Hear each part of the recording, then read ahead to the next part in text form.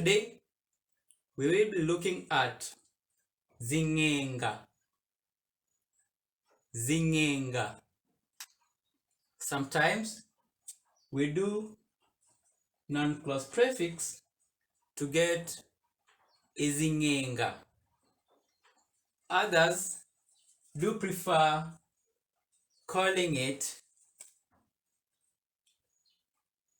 Zing'inga.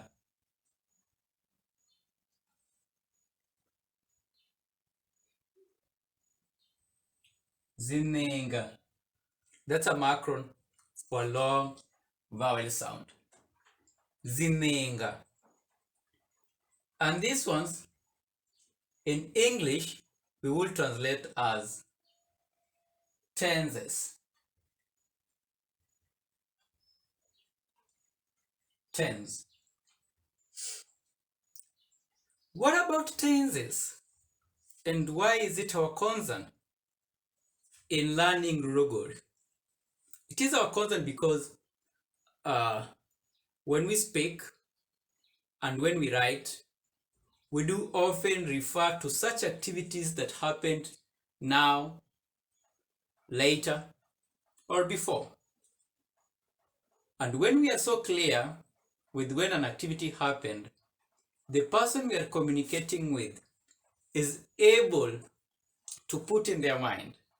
If it is past, then it will be about imagining how it went about. If it is now, it's about concentrating and opening their eyes, their inner eyes more on what is happening. And if it is something that will happen in the future, it's more of putting expectation into that person on how will it really happen. So basically we have three tenses, namely now,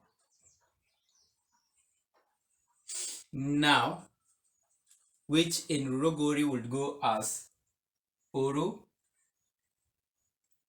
Runu. Others would wish it to be Runo.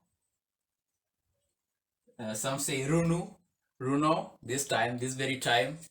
Others would wish it to be Rero. Today, or Karunu, today. That if the activity is happening now or later. Later can be as soon as immediately after this, or rather the next word I'll speak about or speak of, next week, next month, next year, next decade, and all that. Mugamba, tomorrow. Mugamba goza, the day after tomorrow. So later is more of Ruizā,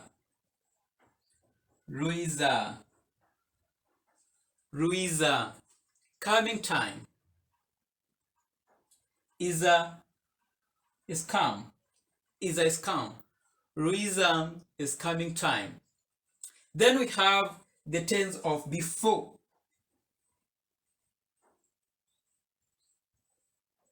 This is speaking about activities that such happened in a prior time. We are just speaking about them in memory. We are reflecting on them.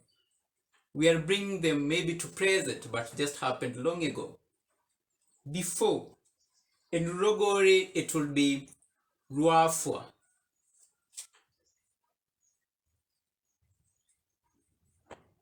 Ruafwa. From the verb fwa, finish, end, complete. Fwa. Ruafwa. So it is basically in these three that going forward we shall just be expounding and knowing when in the now, because even now can have such an immediate now, such an ongoing now, such a past and even a future now, and all that in expanding these three. So a reader, or rather a learner and a writer of Rogoori has to know when they are speaking of an activity as now or writing of it later and before. An example would be kubeere mu mwezi gwa kabiri. We are in the month of February. And bandu barima, people are cultivating and expecting to plant. So we are expecting rain, kurinda embura, and it will be raining, hopefully. So when it will be raining, we will be saying it is raining. It is raining. Ekuba.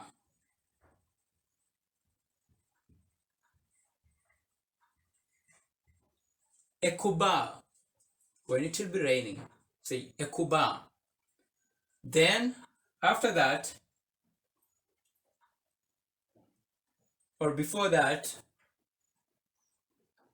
the very moment we are in now, anticipating for the rain, such a thing that will happen later, we are saying it will rain. It will rain, or it will happen after it has rained. When we'll be saying it will rain again. It will rain. Here it will be erakuba. So as we cultivate, we are saying erakuba. Embura erakuba. Rain will rain. It will rain. Rain is coming. And all that. Then, after some time, when it will have rained, and then we will be needing the sun to dry the crops in the field, we'll say, it rained. Or even now, as we reflect on the past harvest, we do say, it rained a lot. There was a lot of rain last season. It rained.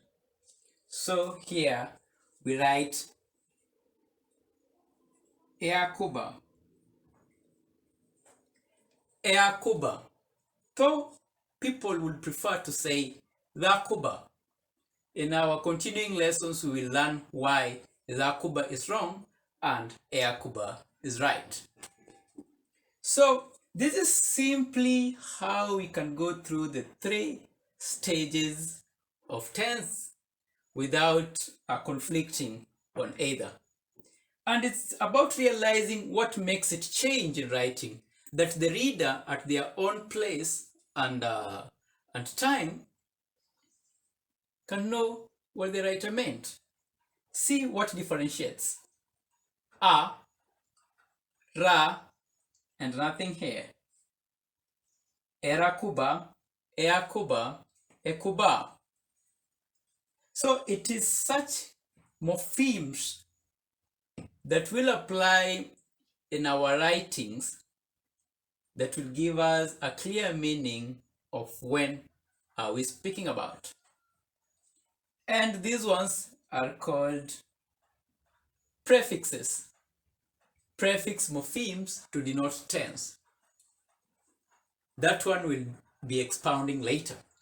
We can also look at another interesting thing, same on the tense, in the times of now, later, and before, for verbs.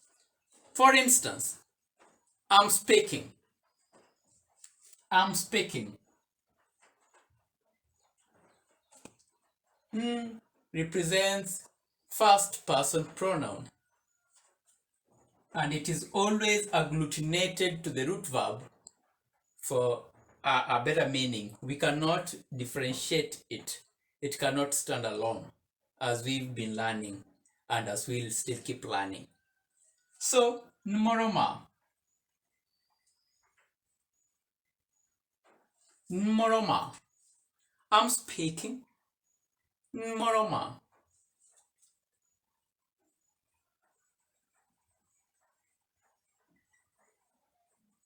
Nmorome.